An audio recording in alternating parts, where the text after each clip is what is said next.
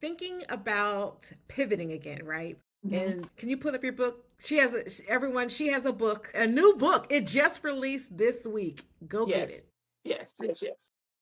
We are going to get that book. So, is there anything else sort of maybe in terms of pivoting that you think, thinking about the woman who, we have probably quite a few people. Some people who are just there, already got everything going on, they're set, they're Mhm. straight. Then there's the woman who's interested and trying to figure out what the next step is. And then there's also the woman who's really struggling.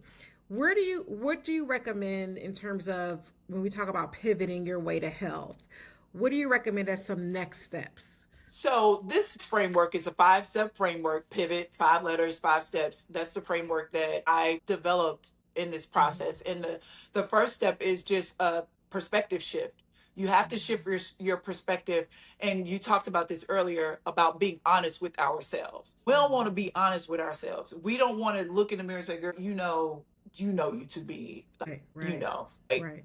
that's the first step. Is like really shifting your perspective and understanding that your health is not about a number on a scale. It's not about just being able to fit, into a certain size dress or whatever. Your health is about your purpose. I say this all the time. Your purpose deserves a body that can carry it. Like, God so intricately designed you, he put you here for a specific reason, for a specific assignment, right? We talk about how intricate in detail our design and our makeup is. Like, first of all, we created in his image. Mm-hmm. Okay. That's first and foremost. Number Right. two, he knows the numbers of hairs on our head. Yes, yes. Like, do you know how much detail, everybody, do you know how How many much people in this detail it world? is? Yeah.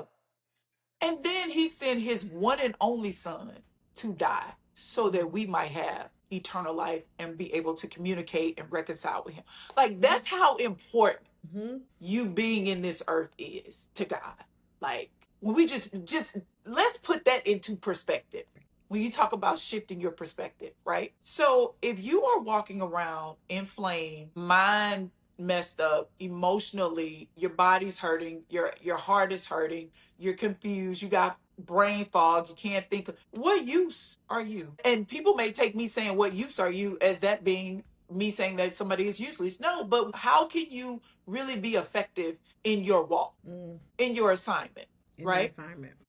So let's just put that part into perspective. So, and then the next thing is being intentional, not just out here living life however it comes, accepting whatever is thrown at you, settling for whatever you can have instead of going after what it is that you know you truly want, those desires that God has put into your heart.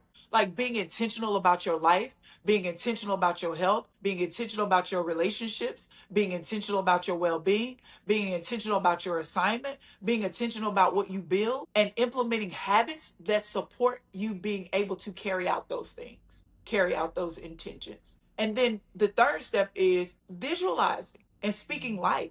Again, we were made and created in the image and likeness of God. He is a creator. We are designed to create, Yes. right? Yep.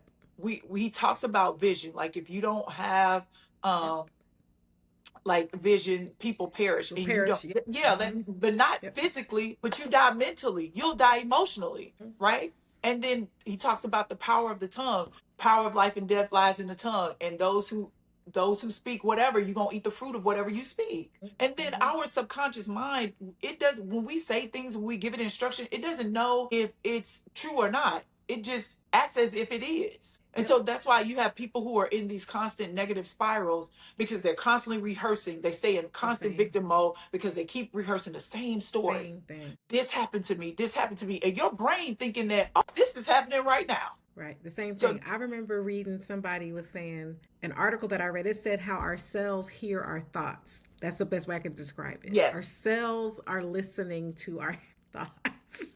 yes, So yeah, which I mean, so God was into something when He was like, "Think on what is true, what is beautiful, what is." exactly. He knew what He was Right, talking about when He said, exactly. Right, right. So being able to see yourself healthy, whole, healed, flourishing, thriving, not surviving, living in abundance, being who God called you to be, doing the things that He's called you to do so that you can have the abundant life that He says that you can have, right? And then the fourth step is overcoming these challenges, because in the book of James, he said, when you face trials, not if, they coming. If they ain't came yet, hold your Hold horses. on. What the old people say, just keep on living. Oh, let me kiss. They coming. Yeah, just hold your horses. It's coming. Think it Mm-hmm. not strange when you face Right. adverse trials, because Right. those things come to, like, to build your character, build your Right. perseverance, like to perfect you, right? And so you have to develop the right mindset and the right habits so that you can overcome emotional eating, overcoming just traumas and things like that. Like, you have to get over that stuff. You can't Yes. live in the pain. Like, you Mm-hmm. can't sit there. I mean, you could fall, but I mean, at some point you're gonna have to get up. Mm-hmm. Now Mm-hmm. you gonna have to get up. And then the last part is understanding, not trusting the process, but trusting God in the process, trusting the God of the process, because the process can change. Right. The strategy can change. Like, life isn't linear, success isn't linear. Child, you can go from A to F to G to D to B to Z to Y. Like, so you have to trust God and not trust the process, but trust the God of the process, because he never changes. Like, what he Right. said about you, he meant that. And he ain't Right. changing. Right. Right? Who he said you are, he meant that. And that's not changing. Right? And then understanding that transformation is an inside job. Like, before I saw you know, the body that I have now, I had to do some internal work to even believe that I could get here. Right. Right. Right. And So how was that with? How transformation. did you do that work? Was that with a therapist? Was that with a? Yeah. I had a therapist, but baby, I got coaches.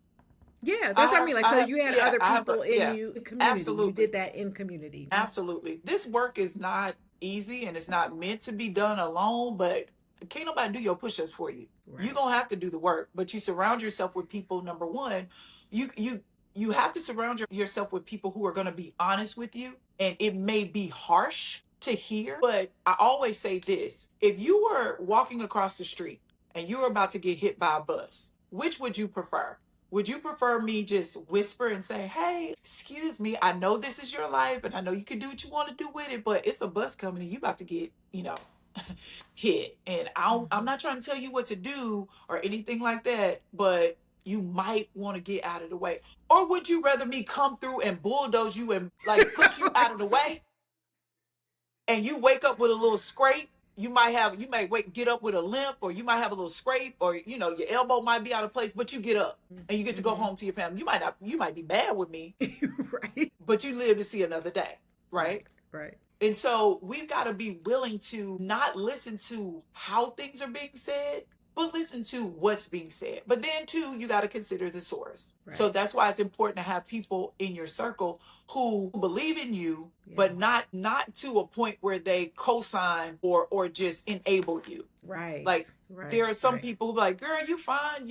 I was walking around looking like a 6'1", 250-pound sponge. I'll say the one is hard. The hard one that got me like the last couple of months was like I just started seeing pictures of myself. I was like, who is that? Girl, Who is that? This is not who. Anyway, so yeah, that'll do it. I saw a picture of myself from last year. yeah. I was at the women's final four. Had on a pink blazer. I had spoken that day and had on like a leather skirt, boots, all the things, face done. Then I went to a camp. I saw a picture of myself, face this big. I was like, nobody said anything. Like, there was no Yeah. concern. There was Yeah. Yeah. no, Yeah. like, you watching me literally. I'm one snack away from, like, cardiac arrest. Right. Right. And ain't Well, nobody saying nothing. right. The challenge is a lot of us are in the same boat. So I was gonna That part. say, like yeah, like even for me, I'm like, look, I'm coming up here as someone. Full disclosure, I need to be on that journey. There's no, it's not Yeah. like I'm